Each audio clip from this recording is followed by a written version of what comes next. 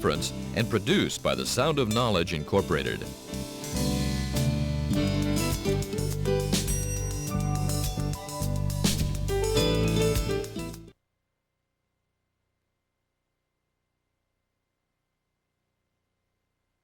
Show that, at least in anybody who hasn't thought about it, or any software companies out there who might be interested in it, that I believe that there is a very large gap in computer security currently. And I hope to show, at least at a high level, some of the areas that should be filled and some reasons for filling it. So that's generally the gist of my presentation. Oh, and yeah, so besides the fact that I changed topics recently, so what's in the little guide is wrong. I also don't work for the NSA. Though, you know, I work for another agent or be on behalf of another agency. So, what is computer forensics? Computer forensics is the methodology and tool set for analyzing computer systems for evidence of compromise or misuse. Methods and tools must be defensible in court, though I'll sort of segue a little bit later into sort of a growing need maybe to stay out of court sometimes, and what we need to sort of go that route and why we might want to go that route. So the problem space we have today is that without the ability to tell when our digital assets have been compromised, we have an incomplete security solution at best. Forensics tools fill a gap between what computer security should be and what it is. And we have some fairly significant environmental factors. We have a 3-digit percentage rise in computer crime per year, and this is comparable to internet growth rate. It's pretty simple to sort of think about that. Think that there's a certain relatively fixed percentage of the population that is criminal. And as a user population grows, and as computer users expand to become more of the average person, that means we're also expanding into having more of the average criminal in the computer space, and potentially some more of the exceptional and not so bright criminals. PricewaterhouseCoopers just let out a report, and I believe the number that was quoted was $1.6 trillion worldwide in loss attributed to computer crime over 1999. So significant assets have been compromised, stolen, or loss of revenue due to denial of service tax, whatever. The complexity of security exploits is increasing basically in a linear proportion to the complexity of computer security systems and computer systems themselves. And that's also another thing that's sort of a straight, linear relationship. The more lines of code, the more features, the more complexity, the easier it is to have bugs, create bugs, and not find bugs. Stealth techniques to hide evidence of system compromise are more common and easier to use today. There is an abundance of what is called rootkits, and that is once a system is compromised, tools to help mask the identity of the user that has compromised the system and mask the identity of their presence on the system. And these are prevalent, and there's some people working on some very hardcore ones for NT, so it's not just isolated to Unices anymore.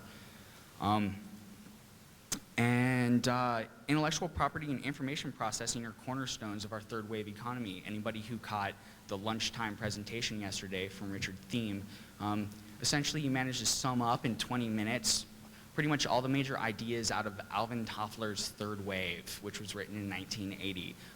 Richard definitely had different themes, and he brings sort of a different human bias to the problem, but nonetheless, they're sort of both thinking down the same line that we are in a wave of change from an industrialized society to something different.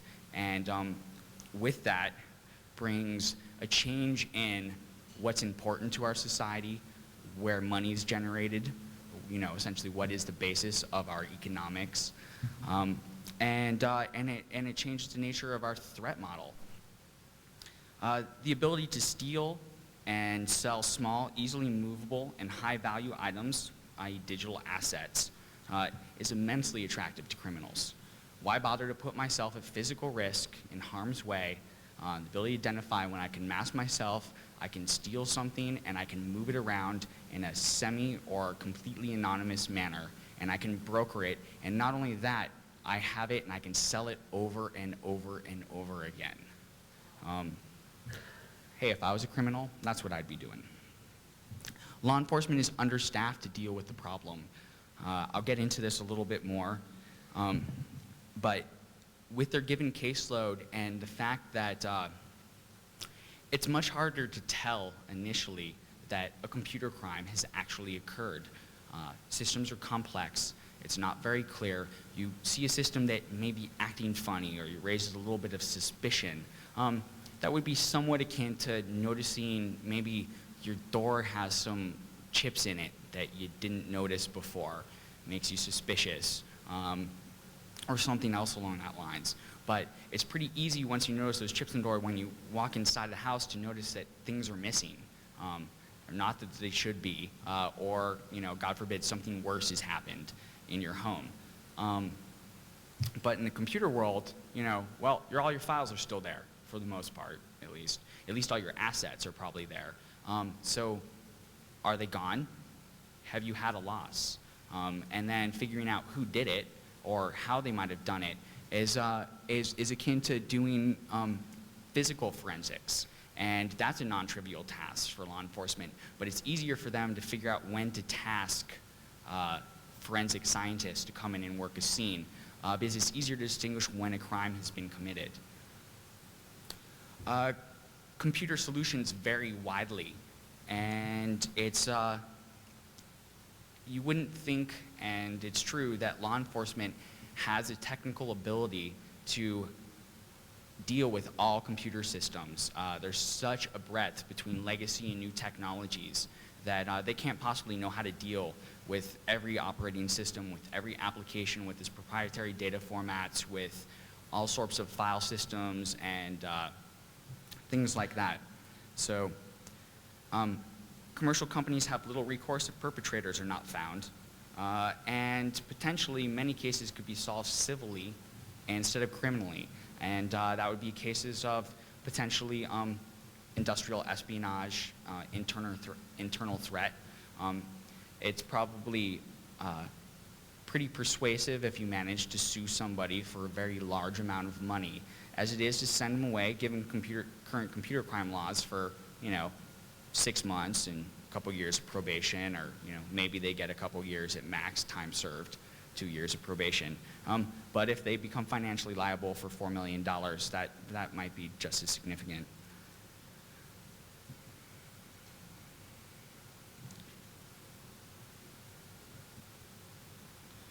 So, where we are today, computer security solutions are incomplete. I went over some of the numbers. And let me get into some of the law enforcement issues. Based on sort of a rough guess, back of the napkin estimate, I'd say that it takes about 20 man-hours for probably 2 people to do an initial forensics analysis. And that's just to say, has something happened here? Has there really been a crime committed? Do I have some reasonable evidence that something has happened that is out of the norm?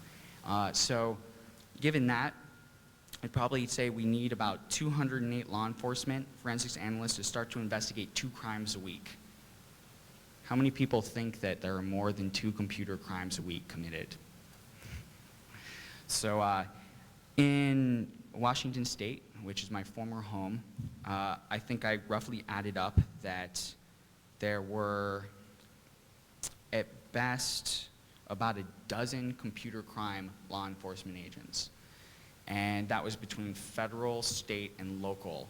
And sort of more tellingly, too, the local computer crime division, which actually had 7 people in it, had doing computer forensics actually as their lowest priority, far behind things like following down fraud against elderly. And very low on that priority list, and they did that because it's significant work for them to do, and they can't possibly do it for all the cases that they have. So even if you have a fairly high asset loss, they just may not get around to it.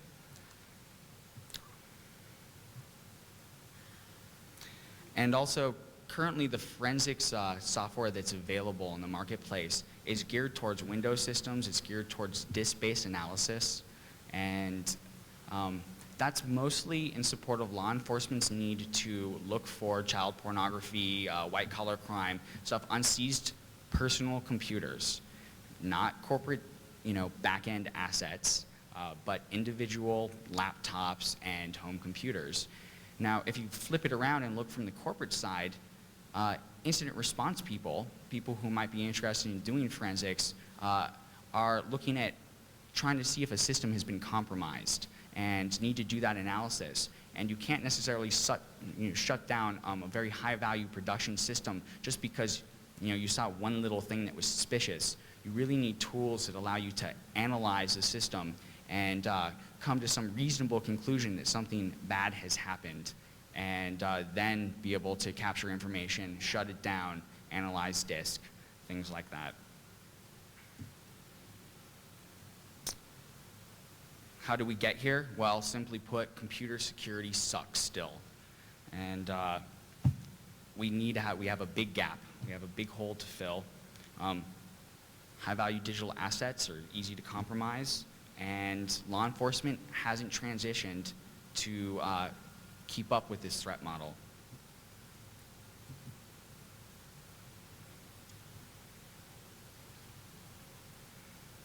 Another point is that if you kind of look at the internet, it's currently a bit lawless. There's not possibly the law enforcement and resources out there to help deal with the computer crime. So essentially you have to take that homestead mentality and be able to clean up and keep our own backyard safe. And so that segues into what we need to actually do that. As I mentioned that, oh, by the way, my slides sort of are nonlinear and incoherent compared to what I'm going to say, so don't really pay too much attention to them. Though Windows has a large market share, there's still a huge number of corporate assets that are on non-Windows or Windows NT systems. Matter of fact, many large e-commerce sites don't run on Windows. And there's no commercial tools available for doing almost any kind of forensics analysis on Unix systems, let alone mainframes.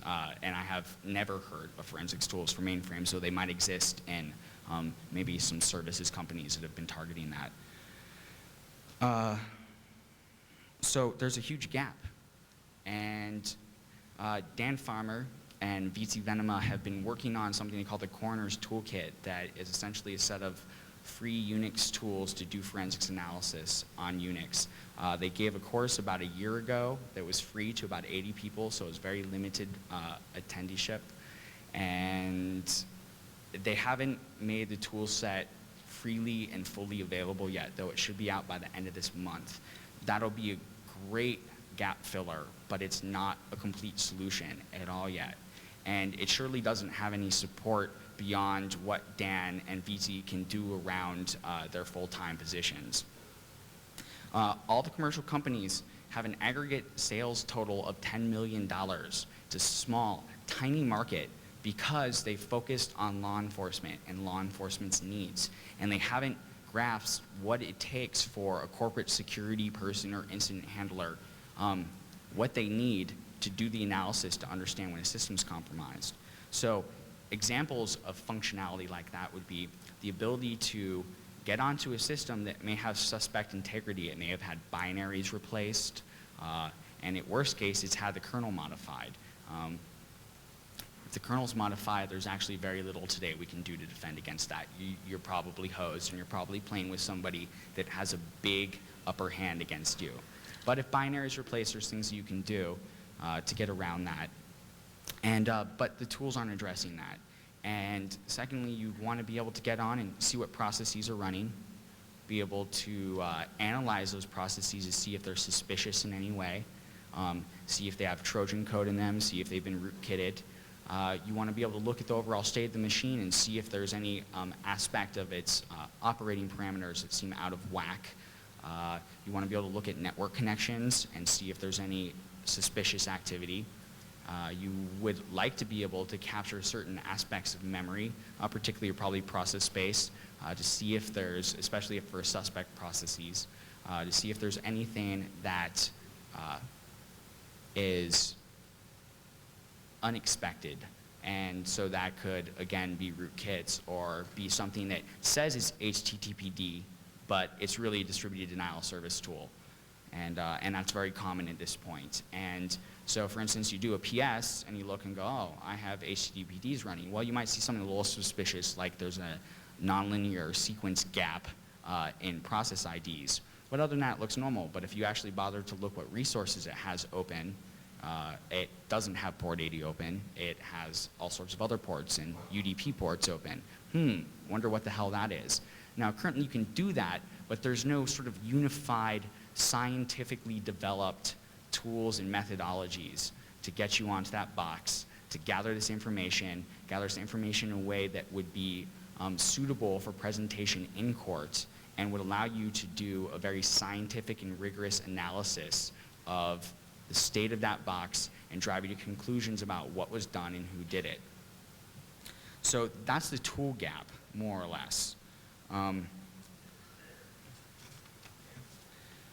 Sort of additionally, too, because of the lack of good forensics capabilities, a vast majority of the computer crime cases that have actually gone to court and prosecution or pleaded, many of them were because of confidential informants, other people that got busted and ratted out people that they knew, or a vast majority of the forensics was done not by law enforcement, but by individuals, though I hate to point to this case, but in the Mitnick case, you know, it was Shimomura and some other people that actually went out and did this analysis and handed it over to law enforcement. In the case of DataStream Cowboy, it was AFWIC, the Air Force Information Warfare Center, for the most part, that did it. And if you look at almost all the cases, law enforcement had almost no hand in actually doing the initial computer evaluation. They did what they do well. They serve subpoenas. They correlate stuff. They interview people.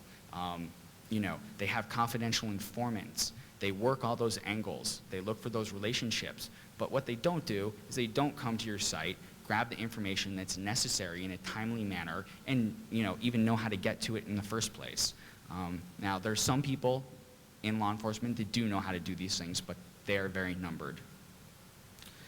There's also many sources of forensics data, and as I alluded to before, that currently the systems that are out there do disk-based analysis. Well, disk space is getting bigger and bigger, and the kinds of storage solutions are getting more varied and they're getting more complex. It is not uncommon by any stretch for internet-connected companies to have, you know, a half or maybe a terabyte or maybe multiple terabytes of storage space connected to even potentially a single system using somewhat proprietary, high assurance, high integrity file systems, or, you know, things like Veritas or other hardware solutions. Are you just going to pop in and have your extra terabyte storage array hanging around just in case your database machine gets broken into so you can do forensic analysis? Well, great. Even if you did, you're probably not going to complete the analysis of a terabyte of disk space in your lifetime. So that doesn't seem to work right. And you have to be able to get on that machine and look at some of the other data sources and be able to do it in a rigorous and defensible manner in order to actually come to any resolution.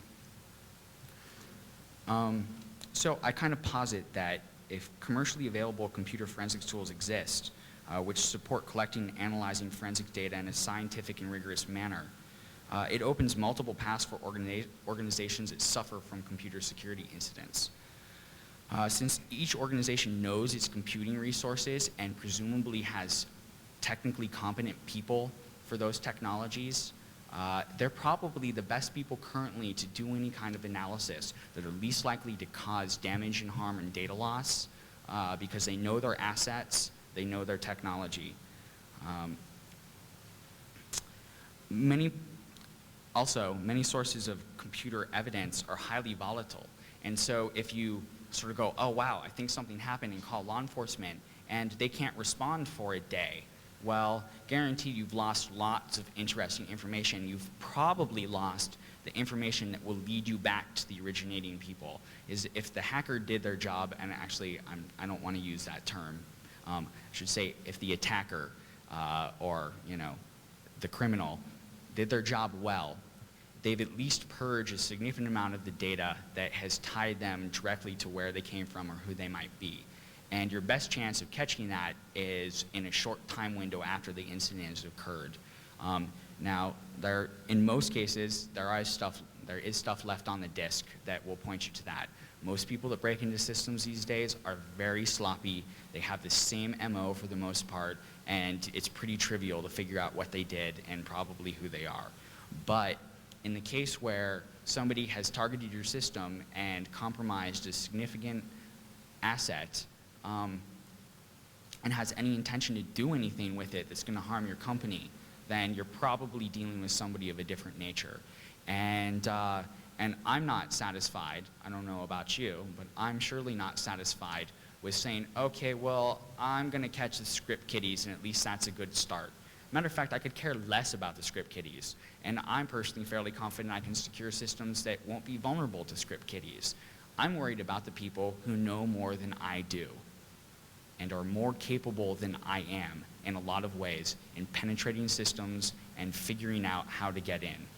But what I want to have is I want to have, in a timely manner, the ability to gather all available information from the system, regardless of how they modified it, and be able to come through scientific approach and methodology to some conclusion about what happened. And this is the case in physical crime. You can be very, very, very good at what you do, but unless you clad yourself in 100% worth of neoprene, which means you have about probably 3 minutes till you die, you're most likely going to leave some DNA evidence around, or there'll be some other indication. And people are people, people know people, and you can put 2 and 2 together. But when you don't know the locality of a crime, and it's not really a physical crime of a nature, it's a lot harder to come to those conclusions. So there's a big gap. Also, sort of a final point is that, it takes a long time to prosecute stuff. Computer crime can be immensely complex. The kind of data can be very difficult to present to a jury, or it could be simple. We need to get better in making it simple and making it more concise, that we can present it to a jury of peers and have them understand the ramifications and the impact of actions that were taken that caused the loss or the crime. But there's a huge amount of computer intrusion and crime, distributed denial of service, things like that. You just solve it by suing people, And I hate to be very American about that, because we're so lawsuit happy. But there's certain times when civil versus criminal seems to make sense, and being on the side of the fence, it's a lot easier to prove your case in a civil court. There is not this, there's not completely this notion of any reasonable doubt.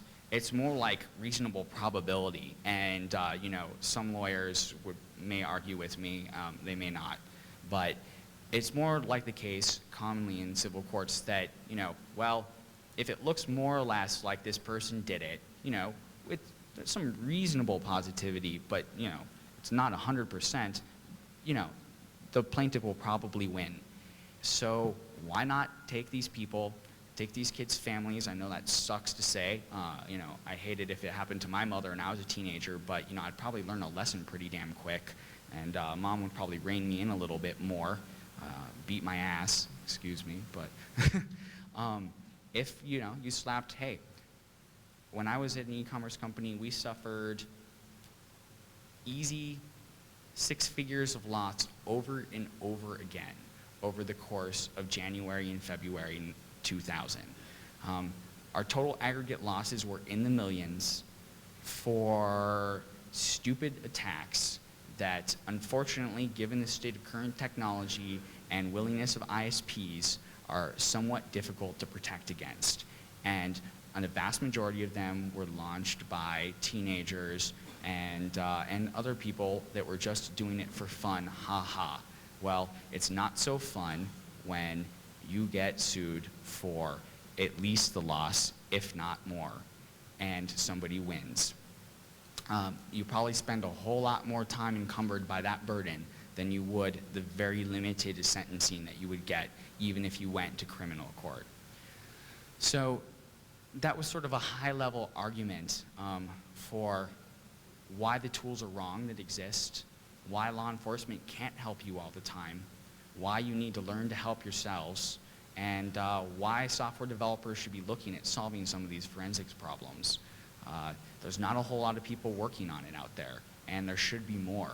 And I encourage any commercial organization that decides that they want to spread out into a new space to start looking into computer forensics, but looking at the perspective from the corporate security side, and the side where I can't just come in and pull plugs and remove machines and go put them someplace in a lab for 4 weeks till I get to it, but people who need to come up and, on the case when I was doing incident response, somebody would call and be like, I believe that we're being attacked by you. And usually I had a really strong gut feeling that it wasn't us, or they were mistaken, or they were being spoofed, whatever the case was. But I also am not going to discard any request like that unless I see very strong evidence up front in what they give me that it wasn't my system. I need to be able to go on and quickly analyze whether or not my system was suspect and whether or not it possibly could be me. I need to know that my system has integrity and it's doing the intended function. And that's the side that we need people to start looking at it. And that's the side that will bring significant revenue to whoever solves that problem well in the commercial market space. Forensics will go from a $10 million a year market up to orders of magnitude more than that if somebody comes up with the tools and the methodology, and they can teach that and sell that into the Fortune 2000 and anybody else who cares. So it's a gap. It's a gap because current computer security architectures are not good enough, no matter how good you are, to protect your system. You always have to run services if you're making money off of computers. So you can't just turn everything off. And even if you do, if you go out and use the internet, you still are at risk to malicious content and other kinds of back channel attacks that you could get. And it's just the fact. Browsing the web can be hostile thanks to Microsoft. But so we really need a way to fill that gap and cope with it, and computer forensics is it. So that was my little diatribe today. I'll take any questions from anybody. And if not, you are all free. Oh, wait, I got one. Sorry. Or two.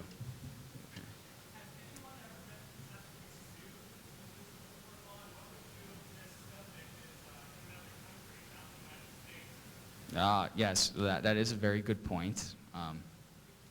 I don't know, the question was, has anybody ever successfully been sued or had a civil case as opposed to a criminal case?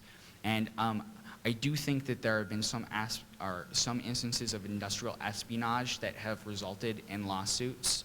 I don't know the nature of those and how computer crime oriented they were, but it's sort of a similar problem space. Surely people have used civil cases to actually open up data discovery to take action, other criminal or internally. And so that's sort of another thing AOL did once, I think, or a financial institution, to be able to discover the names of the people who leaked information. And then the other part of the question was, what about when somebody's in a foreign country? And that's a very difficult problem. But you know what? Stop wasting your time trying to find the person if you have good information that they aren't in the US. And right now, that's often very difficult to tell. And so those, again, are problems that need to be solved by these tools to help the analysts go, hey, I think this guy's elsewhere, or I think we just don't have enough good information about who this person is and where they're coming from to pursue that aspect of this investigation anymore. We should just put all our effort into tightening up these entrance points and restoring business continuity. And that's, again, just sort of a fundamental thing, is that enabling people to make these decisions more rapidly and in a better manner.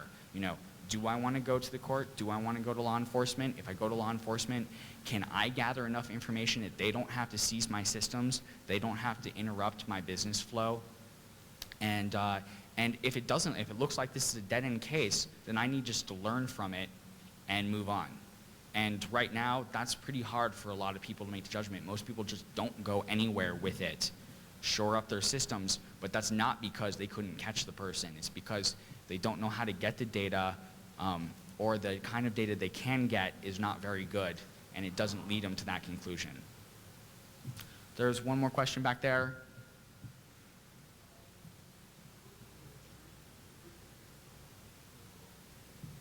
I can't hear you, I'm sorry.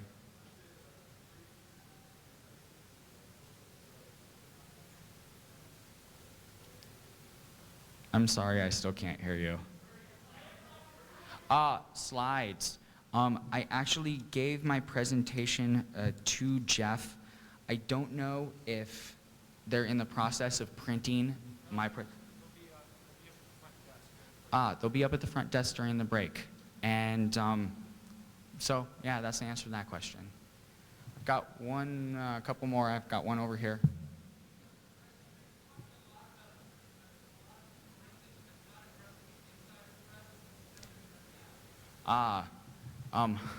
Forensics is the way to address insider threat in a lot of cases. That's somewhat simple, but I say that because the fact of where computer security and computer security architectures exist today, in that they don't allow us to reliably secure assets internally when we're also trying to provide a lot of access to our employees from a business perspective. So often we're forced to take up the model of, we have some trust in our employees and we put reasonable systems in place, but when something goes wrong, we need to be able to gather the evidence to take the appropriate action. And currently that's fairly difficult to do. Or, you know, in some cases it's not so difficult to do, but as things get more difficult, or as get more complex, and also as you have more technical people work inside the company that may not work in technical positions, and they may not have been vetted quite as much as your, you know, hardcore techies, the risk runs higher that people will use more technical attacks internally, and therefore you might have to have more significant analysis capabilities to figure it out.